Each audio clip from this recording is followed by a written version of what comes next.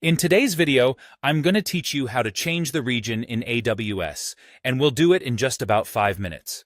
It's a straightforward process, but ensuring you select the correct region is essential as it affects everything from latency to pricing. So let's dive right in. First, you'll want to open up your preferred web browser. It could be Chrome, Firefox, Edge, or Safari, whatever you feel most comfortable with.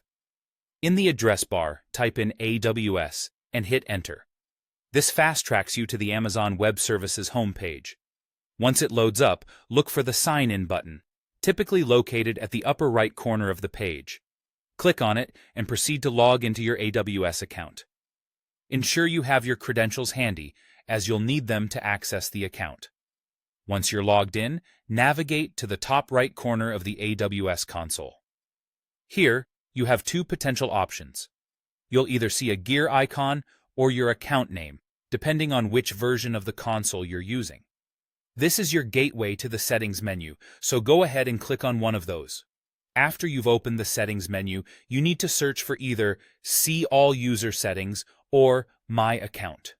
Again, this will depend on the console version you have, but it's generally easy to find. Both of these options will take you to an area where you can manage your account settings in more detail. Now, in this section, you'll want to locate the setting labeled Localization and Default Region, or simply Default Region. This is the setting that controls the default region you will be using across AWS services. It's critical that you select the most appropriate region for your needs.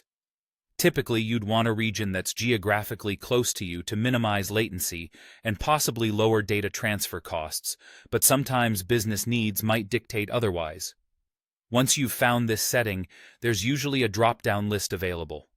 Click on this drop-down and choose your desired default region. Take a moment to double-check that you've selected the right one before you proceed to save. When you're sure, look for the button that says Save Settings or Update. Click on it to finalize your choice. AWS will now apply this setting across your account activities. And that's it. You've now successfully changed your region in AWS. It's always a good practice to log out and then log back in to ensure everything is working as expected. Remember, the choices you make here can impact your AWS environment's performance and cost, so choose wisely. Thanks for watching, and I hope you found this tutorial helpful. Stay tuned for more quick and easy tech tips.